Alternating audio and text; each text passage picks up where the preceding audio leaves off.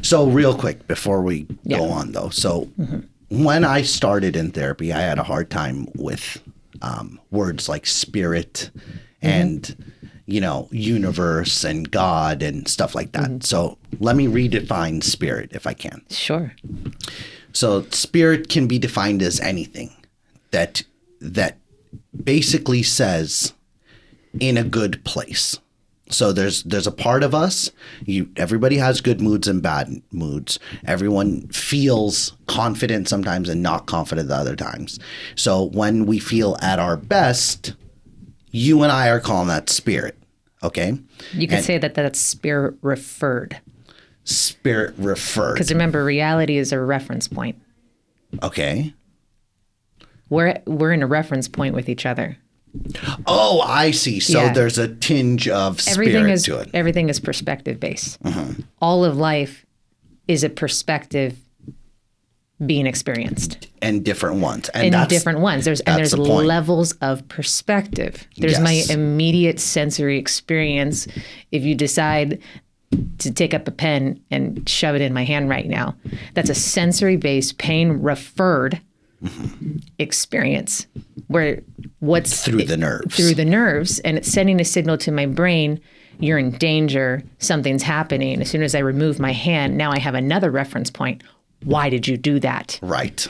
That's another perspective brain point. Trying to figure it out so it doesn't happen in the future. So it doesn't happen, and then maybe I have a program or some sort of structure that's built in that I have a previous relationship reference point that I would say, that's out of character for him. He would never do that. Is he okay? But let's say somebody's done that to me before. Then I would say, not this again. Yeah. Then I would say, you need to run out of this office right now. This is the same thing that happened last time. So we're always in a reference point. Reality is based upon information that we interpret and then make references for. So in line of that, right, the reference point being called spirit shouldn't dissuade you if you don't like the idea or ideology of God, universe, spirit, whatever. If that is uncomfortable to make your own to acknowledge, then you can put a different quality to it to say the highest reference point that I have towards and about life. The highest reference point that I have is going to be the wisest reference point that I have. It will be also the most freeing reference point that you have. It won't encompass or embody fear. There won't be a separation quality to it. There will not be scarcity involved to it. There won't be trauma informing you. So if you don't have a comfortability with your own spirituality, and that's why you're uncomfortable, not you per se, but if somebody has a weird feeling of that's woo-woo, who's talking about that? And it's just you're out of relationship with your own spirit. Or it could be mine was the other way around. So let me throw this at you. Yeah. I was not in conflict, or I was in conflict with my own spirit, we'll call it. I'm going to air quote it just for people that are not believing it right now. But also it was my relationship to that vantage point. That's right. Right? So all growing up, I was grown up in a different vantage point. My parents always were fear-based, and if you don't do this, then this will happen. And there was no time spent in the just feeling good and everyone relax. So when I don't have a relationship to it, then someone says God provides, I get upset because it's like what's happening is in my head, I'm saying, you're so, you're the frontal cortex is saying, they're so stupid, they think God exists. But what's really happening inside is I'm saying, I hate that you're comfortable feeling God, and I don't want to hear what you have to say. Right. So what I don't want for people to do is watch this and then be like, oh, they're talking about spirits. Like, no, it's not spirit. Well, all we're saying here is the reference point. Have you felt great on a particular day? Have you felt confident? Has everything felt in line, like everything's moving forward? That's your best self, what we call your best self. And the goal of all life is to spend more time in that place.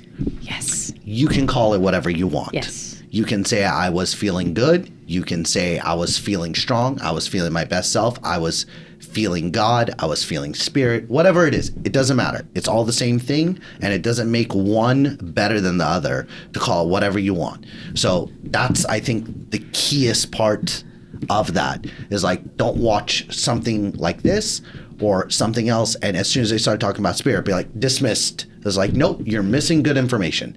There's good information for you in there that you are ready for, and don't dismiss it because of a label. Absolutely. But now I do use spirit. Right. And I'm glad that you explained that. Mm-hmm.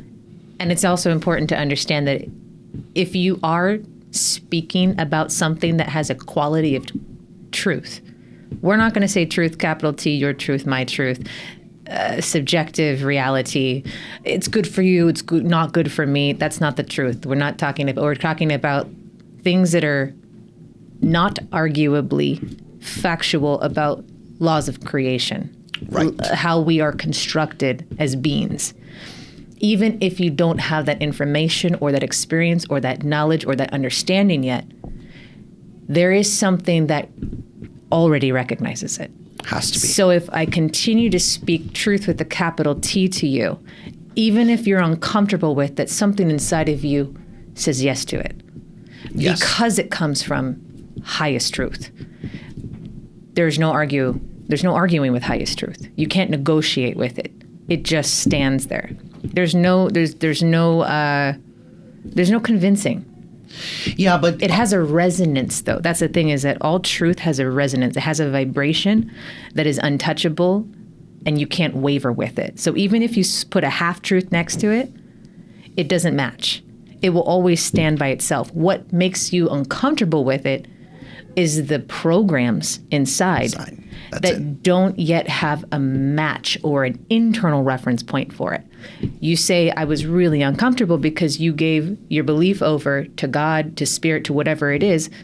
If you grow up in a home, your parents are God to begin with. That's it. God's substitutes. That's what they are, though. They are your first. It's true. Your first experience of God are your parents.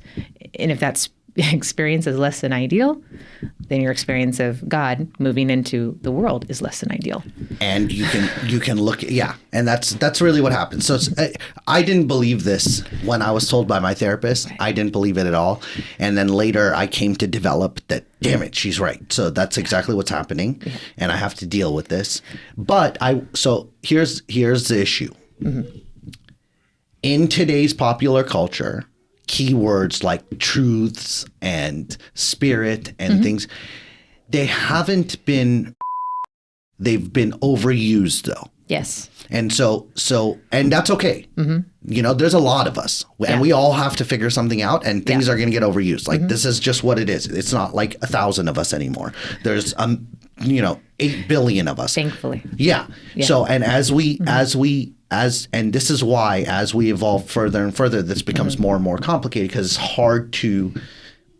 hard to give knowledge to people in a large area and have everyone actually take it in, because it's just like the same concept of if you came home and you weren't hungry just yet, and it's 11 o'clock, and your mom every 10 minutes asks you, do you want something to eat?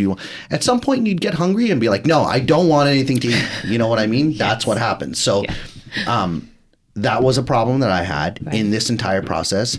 And luckily I had a good therapist, and at the beginning she didn't over push it on me. Yeah. But at a certain point I was like, fine, I'll start using stupid words like spirit and you know what I mean? I had to. It was just there, and it was a definition. But it will. The one thing I'm going to say is, if you're uncomfortable with the idea of spirit or God or the universe or whatever, don't worry, because what's going to happen, you're going to transform my definition of spirit or God or any of the universe is not like anybody else's. So I can sit someone down and explain to them, and they're going to be like, oh, that's not spiritual at all. This is it's pretty factual. So it will transform. You'll get your own definition. Don't get shied away from words like that. Right? Right. Be cool with it. Be cool. It'll be fine. It's going to be okay. You're going to be okay. Yeah. No, because I wasn't, and it was like a year I wasted reading books that were spiritual, like Power of Now and what's the Esther and Hicks? What's that one? Give and you shall. Yeah, Abraham Hicks. Yeah. I read that book and like I was very useful book. Struggling with these words. And so now when we're using it, I'm like, but I don't want like 10 years ago, Kevin to be watching this and be like, I don't want to, you know what I mean? That person needs to hear it. No, I had a hard time too. You did too? I really did. Really? Like when I was first given Abraham Hicks, even 7 years ago, I really struggled it's hard to listen to it because of the nature of the language and the reference point that she was speaking from. Because she's speaking from such a higher reference point, I didn't have information available. I didn't have boxes inside of my mind yet to fill that with. And I was really saying, you keep saying the same thing over and over. Where's the information? which is just my tendency to be over analytical and very reductionist about how it is that was my tendency, as a scientist, as a psychological, philosophical born person. It's hard, yeah. It was difficult because I wanted processes. And when a person like me wants processes and you're giving me principles and you're giving me truths that have to be repeated over and over, and I'm like, where's the process? Where's the practice? Just tell me how to do it. And yet she's repeating it. And there's I'm like, Which brings us right back to everything that we're talking about, right? All we're doing is we're giving a process that makes it easier to intake the information because everyone interprets the information in a different way. So when we say diet, exercise, whatever, these are things that are going to make it easier for you to understand things in general, which will make it easier for you to understand what you need to understand. And then EMDR and neurofeedback are very much the same. They're just breaking things up in your brain that are calcified essentially and shut off. Right. That it's not accepting any more information in this field. It's like, nope, that's opening it up. Yes. Letting it out. Maybe it resolves, maybe it doesn't. Maybe talk therapy, maybe you read a book, but whatever it is, it's helpful in its own sense. And that's kind of the tool that it is. It's a movement tool. All of these are movement tools. They're tools and they're not all equal for each person. In fact, at one point in their journey, it may be useless. At another part in their journey, it may be the most beneficial thing they've had in years. Oh, yeah. So that's important to remember that if you don't have a good experience with meditation, you're like, that's ridiculous. I can't even sit still for 3 minutes. That doesn't mean that at some point in your future, it won't be the most necessary thing in your life. If you have a terrible relationship with journaling, you're like, I don't even like reading books. I hate it. Find an audiobook. Find a book, like this. We're too resourced as a culture, not to go find your immediate practice, right? And not to discount all of the other ones because maybe at your level of trauma, and that doesn't indicate your level of brokenness. It simply means you didn't have the right one find you yet. And it also could mean low. If you have very low trauma, some things are not going to work for you. 100%. And people have different brain structures to begin with. What is really available as far as, like, let's say personal development technologies, certain exercises for a standard population of people. Some people on the neurodivergent spectrum won't see the same benefit. In fact, they won't even interpret the exercise. And I've seen that actually happen in some personal development settings where people think, am I damaged because I'm not understanding this? This is not working. But I really caution people not to give up so easily and also not to discount what works for one person to say, well, that never worked for me. And I've gone through all of these. I've seen people recently where they've gone through 30 years of talk therapy. What is it? When you shock the brain. That's a form of neurofeedback. But like real, like electroshock therapy. Yes, that's active neurofeedback. Active neurofeedback therapy. I've seen people that have had antidepressants for 25 years. They've gone through EMDR. They've gone through plant medicine. And then suddenly they arrive and I hand them a better set of ways to see the world and life. And suddenly things start clicking. They suddenly click. So it doesn't mean that all of that work was useless. It simply means that you followed whatever was next for you. Let me just blow every mind that could possibly ever be watching this.